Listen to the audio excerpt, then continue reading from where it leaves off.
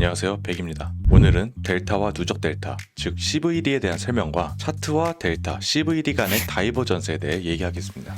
우선 이전 영상에서 델타가 무엇인지 간단히 다뤘었죠.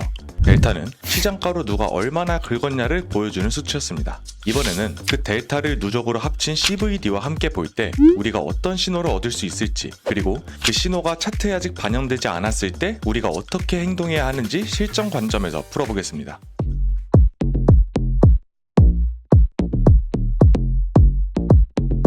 먼저 개념 정리부터 깔끔하게 해보겠습니다. 델타는 한 캔들 또는 시간대 안에서 매수 체결량 빼기 매도 체결량, 즉 그 바에서 누가 더 공격적으로 체결했는지를 말해줍니다. CVD는 일정 기간 동안의 델타를 누적한 값입니다. 따라서 CVD가 올라간다는 건 누적된 델타 값을 계산했을 때 매수 체결량이 더 많았다는 뜻이고, CVD가 내려간다면 누적 매도 체결량이 더 많았다는 뜻입니다. 정리하면 델타는 지금 이 순간에 매수와 매도 중에 누가 주도하고 있는지, 그리고 CVD는 그 주도가 누적이 되어서 쌓이는 흐름이 지금 어느 방향으로 가고 있는지를 보여준다는 뜻이죠. 이제 다이버전스인데요. 우리가 전통적으로 알고 있는 RSI나 MACD 다이버전스와 동일한 개념입니다. 차트와 RSI, MACD 등의 지표나 델타, CVD의 방향이 서로 엇갈릴 때 우리는 다이버전스라고 부릅니다. 먼저 상승과 하락에 대한 예시를 들어보겠습니다. 가격은 계속 하락 중인데 델타와 CVD는 계속 오르고 있는 경우 차트에는 아직 반영되지 않은 누적적 매수, 즉 숨은 수요가 존재한다는 신호입니다. 따라서 이 흐름이 이어지면 곧 가격에도 매수 흐름이 반영될 가능성이 큽니다. 반대로 가격은 상승 중인데 CVD가 하락되고 있다면 누적 매도가 우위가 되고 있다는 뜻이니 차트에 아직 반영되지 않은 매도세가 존재하고 이 흐름이 이어지면 곧 가격에도 하락이 반영될 가능성이 있습니다.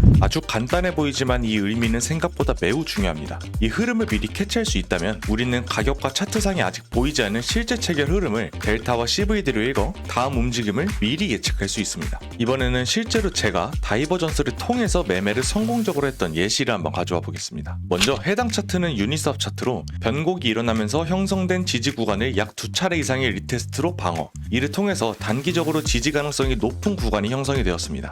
당시에 5.9불에서 6불 부근에 형성된 유력한 단기 저항 구간까지 돌파했던 상황이었는데요. 아마 대부분은 이런 상황이 되었다면 최소 3가지 경우로 유추했을 거라고 생각을 합니다. 1번, 저항 구간을 돌파하고 지지가 되었으니 SR 플립, 구조 전환이 일어났다. 2번, 단기적으로 강한 저항 구간의 유효성이 깨졌으니 0.618 레벨까지 되돌림을 기대할 수 있다. 3번, 저항과 하방의 근거 지점이 무너진 상황이니 앞으로는 상방 관점을 유지하거나 다시 눌림을 기다려야 한다.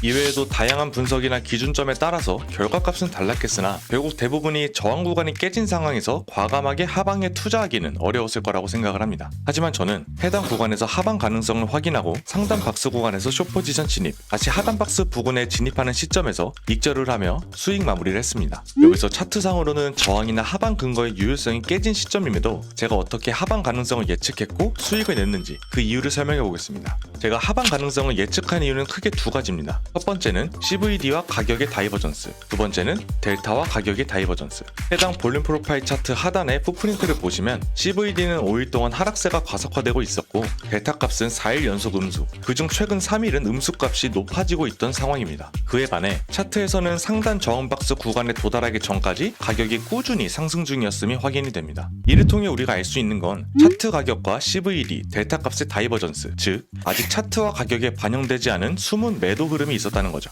그래서 이러한 근거를 바탕으로 숏 포지션을 진입을 했고 강한 상승 흐름이 이어지는 속에서도 하방 변곡을 미리 포착해서 수익으로 마무리했습니다. 두 번째 예시도 이전 예시와 유사합니다. 해당 차트는 비트코인 차트로 시점은 비교적 최근의 고점이었던 96K, 97K 부근인데요. 당시에 단기 상승 흐름을 유지하던 와중에 목표하던 저항 레벨에 도달한 상황, 해당 구간에서 저항 가능성을 캐치한 이후 숏 포지션을 고려하고 있던 시점이었습니다. 아마 대부분은 이 상황에서 단기적 추세와 흐름이 상방이었고 저항 레벨도 강한 돌파로 깬 시점이다 보니 대부분은 플립이 일어났으니 저항 레벨이 깨졌다 혹은 상방 흐름이 이어질 것이다 라고 여길 수 있을 겁니다. 하지만 CVD와 델타 값을 보면 이야기가 달라집니다. 풋프린트 상으로 봤을 때 해당 레벨에 도달한 이후 델타는 매도 우위로 전환이 되었고 CVD 또한 매수세 우위는 그대로이나 꺾이고 있음이 확인이 됩니다. 추가로 이 상황에서 다시 공격적인 체결량 없이 해당 구간에서 정체하고 있었던 점을 고려하면은 추세 강도의 피로가 왔고 공격적인 체결량의 흐름은 변곡이 일어났다라고 판단이 판단이 가능합니다.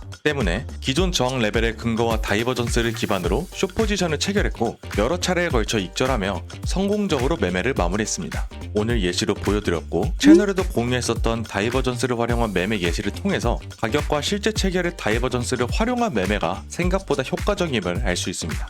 제가 운영 중인 채널을 보시면 델타와 CVD를 활용한 흐름 해석 예시를 자주 보실 수 있을 겁니다. 영상을 시청하시면서 실제 매매 예시나 해석법이 더 보고 싶으신 분들은 운영 중인 채널에 오셔서 확인하셔도 좋을 것 같습니다. 결국 시장은 누가 사야 오르고 누가 팔아야 내립니다. 차트를 아무리 잘 읽고 분석할 줄 알아도 실제 체결 흐름을 쫓아가지 못하면 벌어가기 어렵다는 사실을 잊지 말아야 합니다. 오늘도 영상 시청해주셔서 감사합니다.